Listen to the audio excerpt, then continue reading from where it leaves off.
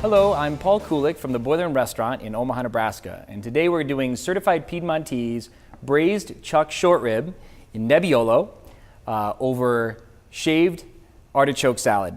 And one of the things that we really like about certified Piedmontese is its leanness, and the two applications that really seem to work well for us with that in mind are braising meats and really undercooked meats, because the meat retains its tenderness and certainly adds a lot of flavor to the finished product without getting sort of flabby and a little bit too fatty.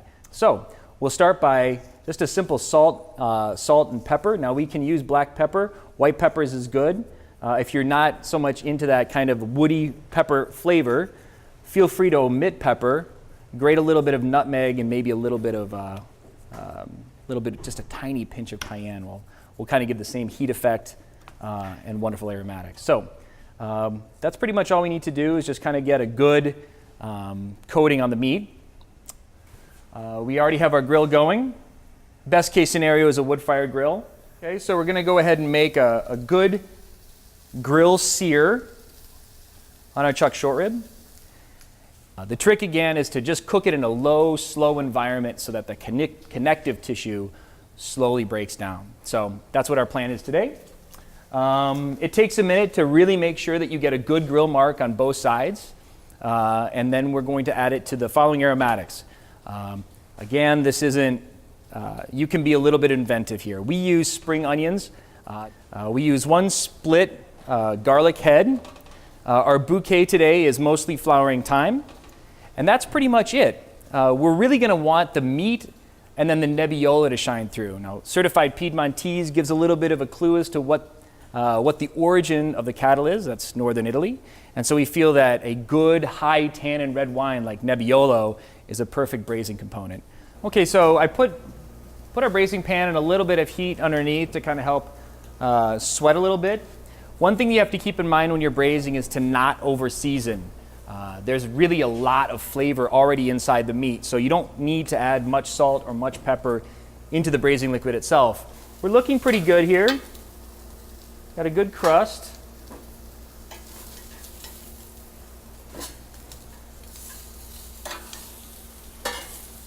Okay, so we're going to let this pan get a little bit warm, certainly warm to the touch.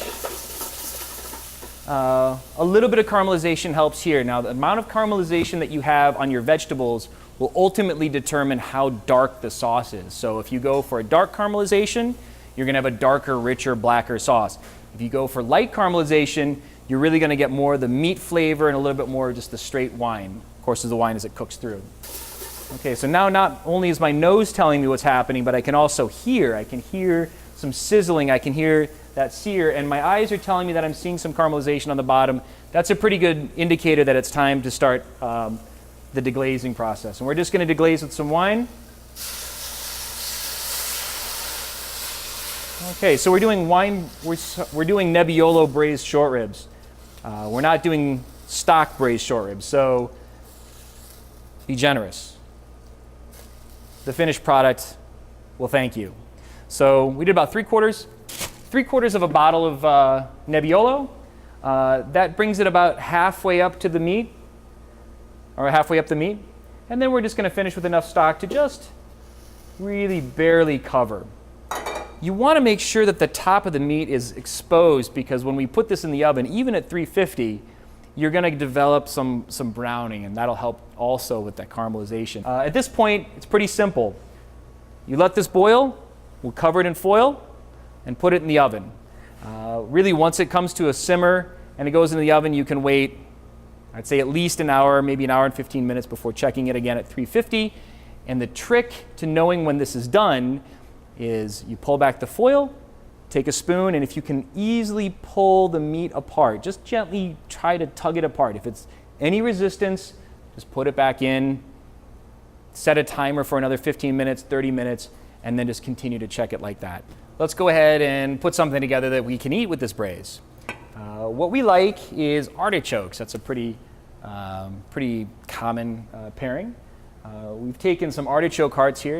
We have a little bit of lemon vinaigrette and some Pecorino Romano. good sheep's milk cheese, and chives. We'll just start by really simply, this is not about rocket science. This is just about good, clean, fresh, bright flavors. So, artichokes, our favorite chives. Doesn't have to be chives. Garlic scapes are good. We have a little bit of lemon vinaigrette that will dress. Not too much. Here we are. Like that. And some pecorino. Okay, so here we have the braised meat, and we've taken the braising liquid and we've reduced it a little bit, and that'll give us a nice viscous sauce-like consistency. And that's really what you're going for, because that connective tissue will also help give some body to the sauce. So that's what we're going to do. We're going to go ahead and take the meat. We're going to start by plating the meat here in the bowl. A little bit of sauce doesn't hurt. We have a little bit of mint pesto.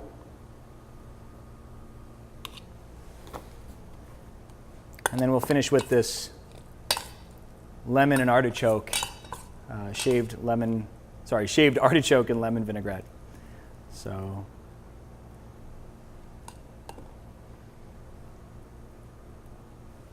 okay, we're going to just finish with a little bit of young olive oil. And that should do it. Here we have braised certified Piedmontese chuck short rib with shaved artichoke, lemon vinaigrette, and grated pecorino. Thanks again for watching, and see you soon. With braised beef, the king of wines is Barolo. But if you can't find Nebbiolo or Barolo, certainly recommend Bordeaux, Red Bordeaux, Cabernet Sauvignon, or even Rioja.